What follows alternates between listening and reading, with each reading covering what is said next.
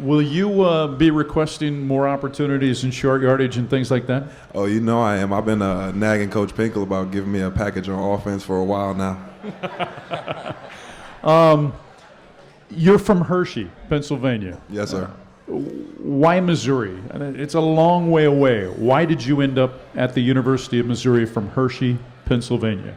It was definitely a tough decision, and it turned out to be a lot harder transition than I thought just because of the distance. But just like everybody else says, it's the wonderful family atmosphere that Mizzou offers. And when I came here and I saw the coaches and the players and how they all interacted with each other, I knew there was no other place for me. You came in late, though. Yes, sir. It actually all worked out, and it had to be God because I'd never even heard of Missouri.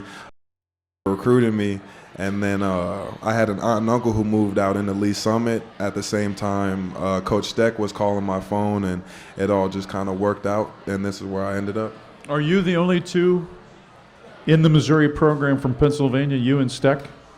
Yeah, it's just us two right now. We had Jaleel last year, but yeah, we're holding it down for the East Coast. Holding it down for the East Coast. And for you, Marcus being a Dallas guy, a guy from the state of Texas, and again, we've talked about this on this program before, but for those out there, what was it about Missouri that attracted Marcus Murphy?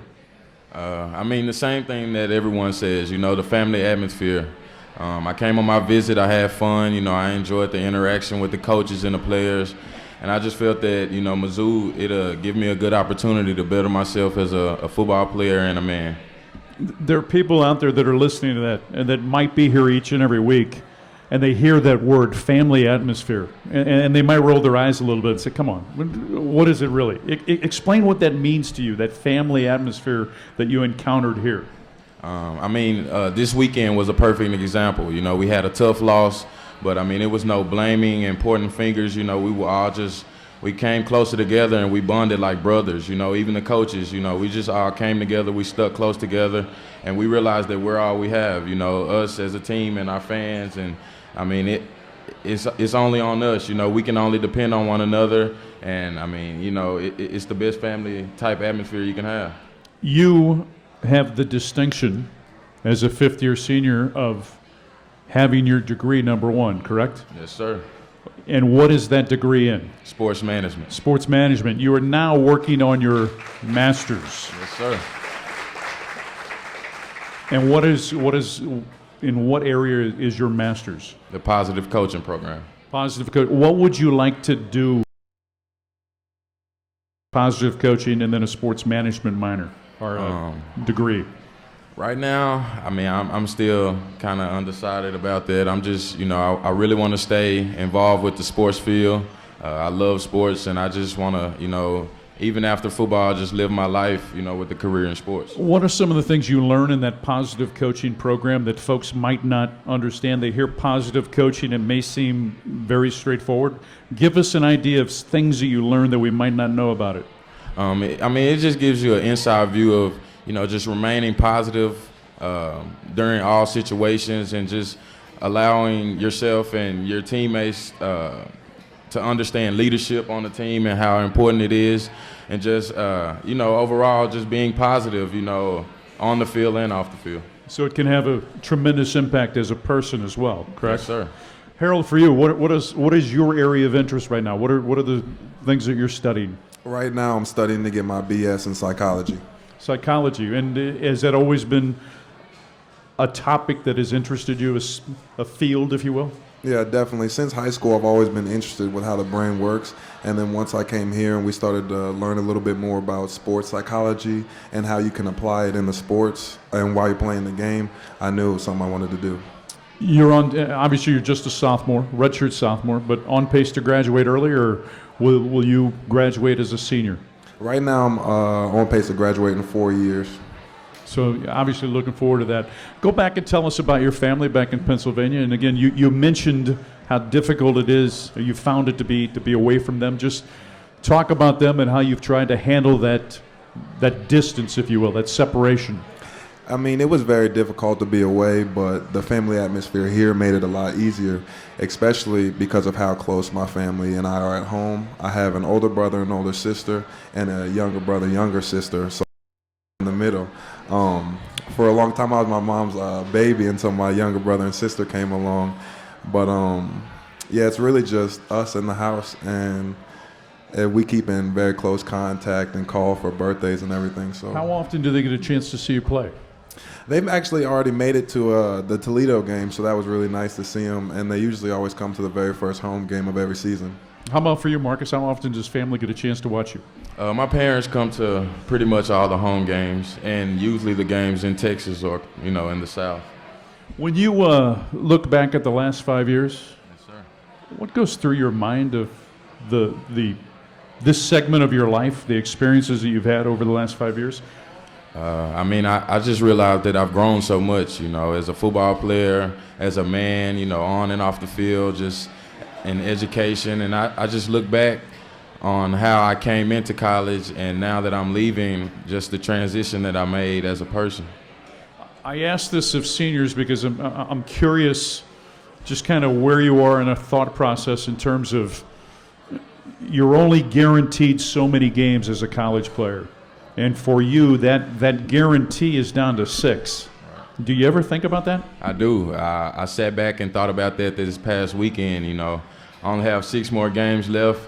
I'm still here, but I kind of feel like I've already left. Like I'm starting to miss the place already.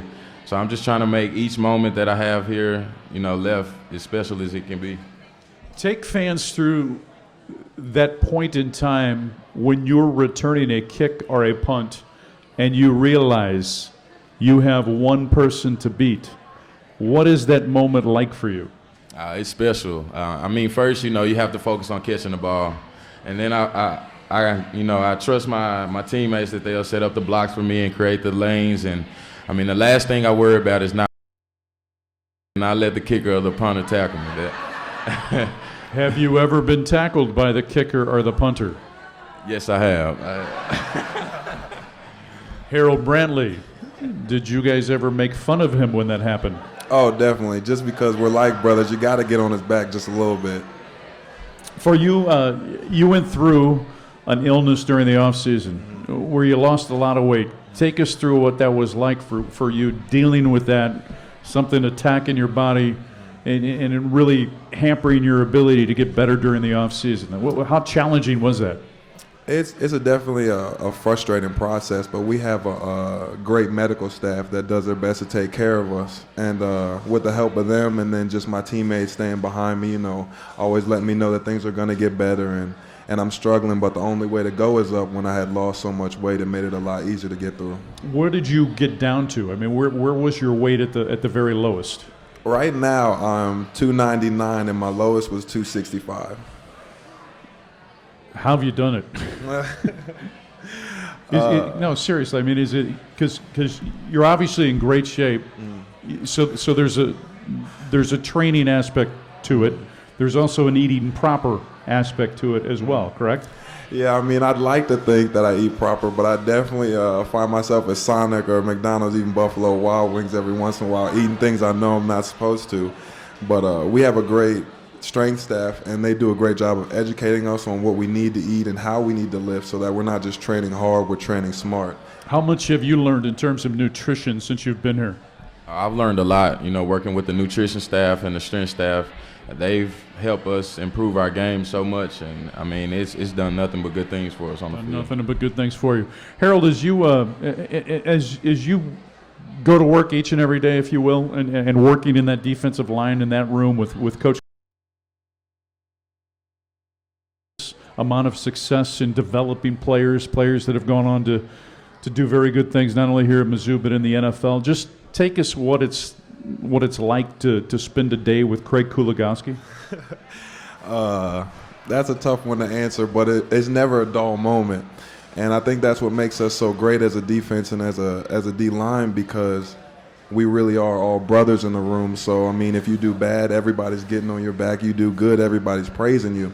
And when you have a coach like Coach Kuligowski, who has put so many players into the NFL, you try to just soak up everything that he has to say, because it's been proven to work with the amount of players that he's produced. Marcus Murphy, you're 5 feet 9 inches tall. Yes, sir. Your running backs coach is 6 feet 6 inches tall. Take us through a day in the life of working with Brian Jones on a daily basis. Working with Coach Jones, it can be hard some days. You know, he's How the so? he's the type of guy that, you know, if you don't make the right run read, he can kind of get on you.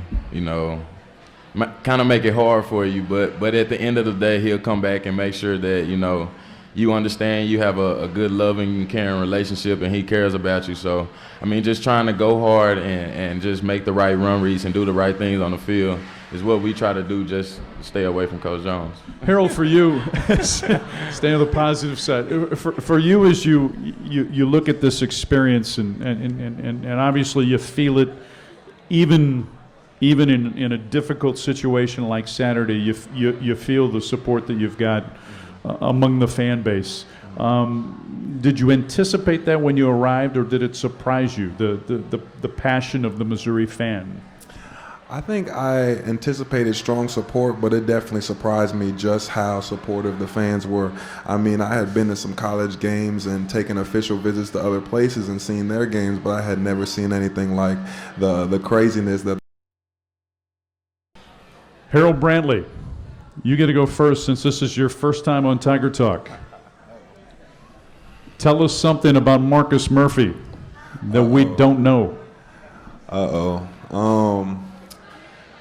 Well, I gotta say he's only 5'9", like you said, and 100 and what? 90 pounds soaking wet. But he can eat more than I can. Is that true? Yes, sir. You pride yourself on that. Yes, sir. What'd you order tonight? About 50 wings. Marcus Murphy, tell us something about Harold Brantley that we don't know. I mean, with Harold being a defensive lineman, he has the attitude that he is the fastest player on the team, and he should play running back and kick return, basically all the positions I play. And? It's true. Hey, guys, thanks for your time tonight. Appreciate you being here. Good luck this weekend in Florida. Harold Brantley and Marcus Murphy. Tiger Talk continues after this on the Tiger Network from Learfield Sports.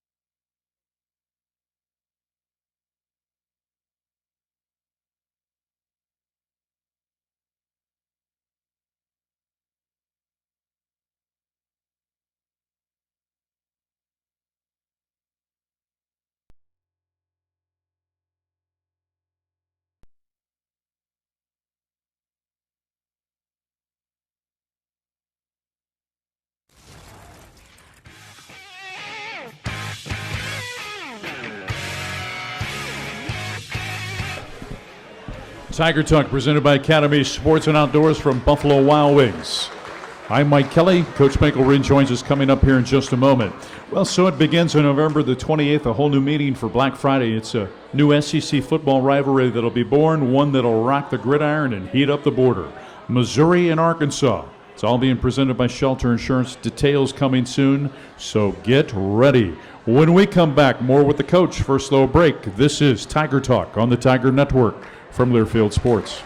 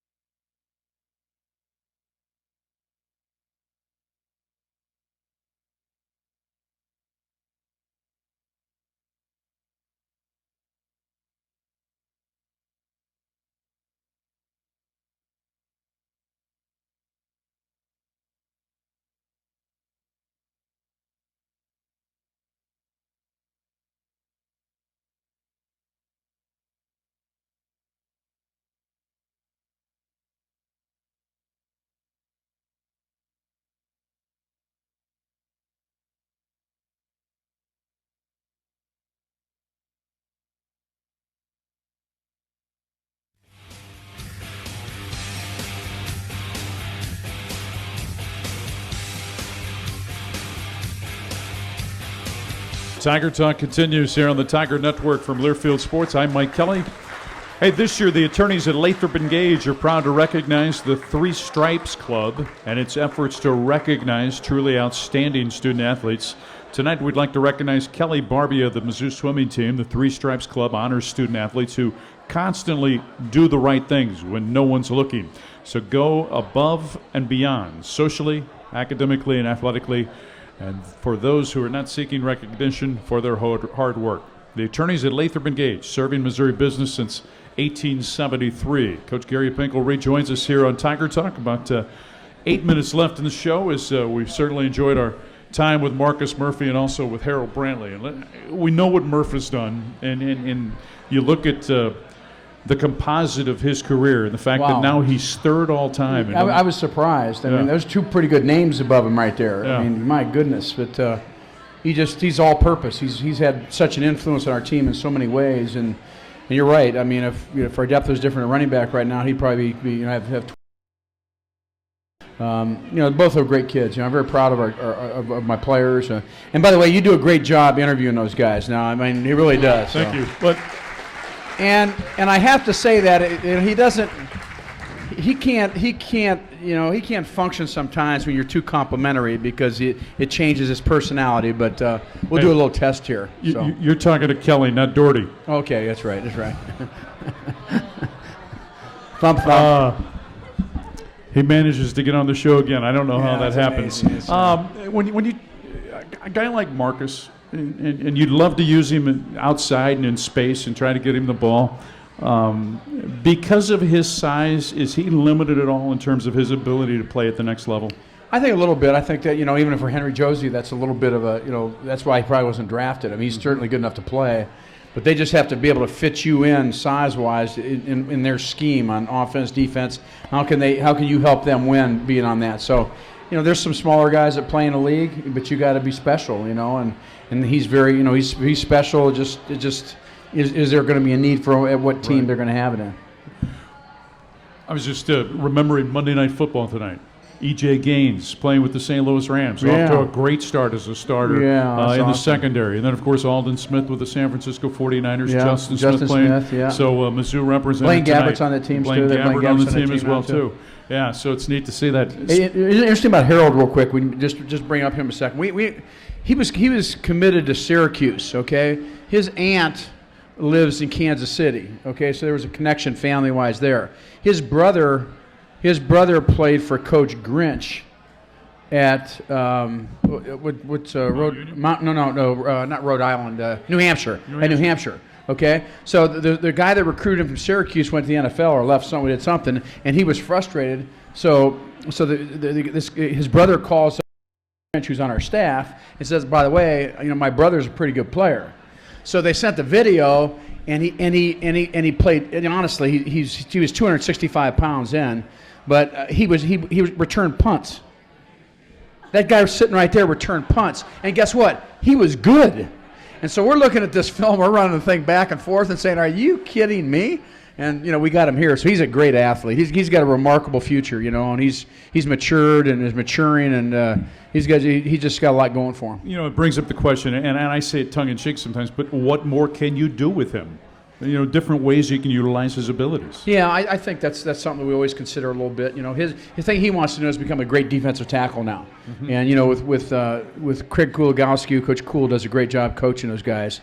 There's the details, the fundamentals, and he'll get stronger, and he is very naturally strong anyway. He was today lifting weights on Monday when they have the day off. He's in there lifting weights like a lot of our players do on their own. And he can get a lot better than what he is, and we probably will utilize him more in different ways. You think about it, but you want to make sure we don't take him away from the defensive line until he's got that down really well. Most important thing that you will say to your football team tomorrow as you begin the work week. Well, we just got to practice. Overall, last week we had a pretty good practice. You can't blame it on that, but I don't think they were great practices, and we mentioned that last Tuesday.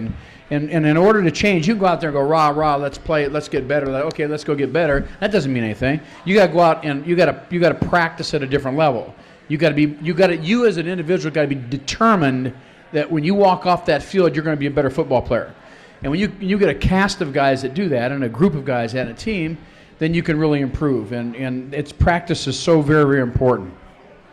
I think fans probably have a question in terms of, okay, having a great practice. What are the barometers that you use to judge whether practice or not? Number one is effort on everything you do, and every little thing that we do. We use the term attention to detail in our program all the time. The detail of every little things. That we are very, very focused. So you're not repeating plays because a guy's not focused. He's still thinking about his geology class or his girlfriend or something, and you have to repeat the play over and over again. You're not going to get better if you got guys that are not focused and ready to play. And then just the execution part as a group on the one defense and the one offense.